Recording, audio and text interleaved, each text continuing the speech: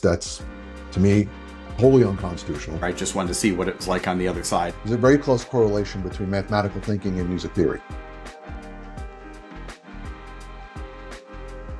It's funny because, so first of all, let me ask you, do you think this is AI's fault or is it a people problem?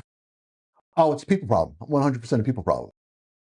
And yeah, you and I have spoken about this a million times. It's totally a people problem. It's like you've often used the analogy on this podcast, a fool with the tools, still a fool, right? And so, although to be honest, I think AI makes otherwise sane, rational people into fools because they get tricked into this, right? They get tricked into thinking that they can just that there's a hack for life. This drives me crazy, and I'm gonna rant for a moment, but this whole hustle culture BS is really getting to me because what it is doing is it's sort of replacing the idea that the quality of your work product matters with the idea of just crank out lots of stuff. And you see this in all realms of work and life and everything else. But I see it a lot in people talking about, AI runs my business for me, right? Like I subscribe to a whole bunch of different newsletters. Right. I am so tired of seeing these articles from people who are like, I automated my entire business with AI. And they're talking about how they use AI to find 5 good things to write about this week. Then they use AI to write the articles. Then they use AI to post them in 39 different places. And just reading their process, they're not doing any work. They're not adding any value. And the work that they're releasing is junk. And if you write on Medium about how you automate your business, I'm talking about you, right? There are hundreds of you out there writing all these Substack and Medium articles, and they're creating the idea that somehow AI has made it so we don't have to lift a finger other than to, a few mouse clicks, and it's going to do all our work for us. It's magic. It's all magic. All right. My rant is over, but I see this as an extension. Actually, I see this as a direct outcome of people paying attention to these hustle culture AI fraudsters. Oh, and they're all over the place. Well, so let me continue your rant for a minute because it drives me insane too.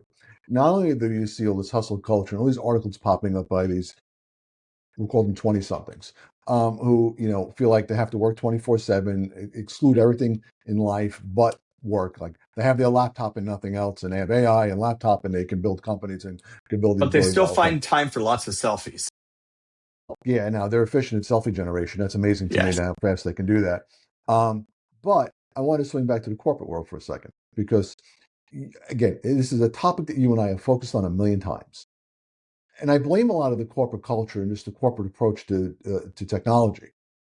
They put things like Copilot or ChatGPT out there, and they give it to their entire staff and say, "We're done. We've given AI to our entire staff, and okay, we're going to move on to the next problem." And then they wonder why they get crap. And they've done zero training. I want to come back to that. That is a huge point, and I have a major bone with this article. With one aspect of this article, I like the article. Let's come back to that. Keep going, but I want to also circle back to that. Yeah, no, I'm almost done with my rant. But it drives me insane that an organization thinks that's a solution. That is how you deploy a tool. Zero training, zero, how do you make this efficient? Zero, and then they wonder why they get no productivity gains out of it.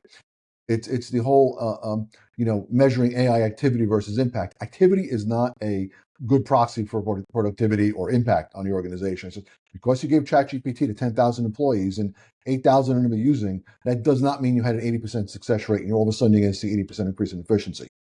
It's not. Again, I will go back to my favorite term. A fool with the tool is still a fool. And you're giving a very powerful tool to a lot of fools. So it's interesting because you just hit something that I have seen in real life over the last couple of months, which is companies that roll out these tools. Yes, they give the tool to people without enough training. That's a problem. But more troubling to me is that they're measuring outcomes by how much time or how frequently people are using these tools. And you and I've heard people they say, "Oh, I use AI for everything I do," or "I use AI 10 times a day." I have a confession to make. There are some days I use AI not at all. There are some days I use it heavily. And I like to think that's because I have learned to be discriminating about what kind of task I'm going to use it for. And this idea of, oh, I use it all day long and I use it for everything, I think that's a little bit toxic. I think it Yeah. tricks people into using it when they shouldn't, or at least not thinking about, is this the right place to use AI? And if so, how should I use it? Right. No, I 100% agree with you. Um, Again, I think people start, it's much like the web when the web first came out, and it's all this. Well, I don't need to do research; I can just use the web because I don't need to remember things because I have the web available, and all this cognitive offloading goes on. But I think we're taking it to the next level now.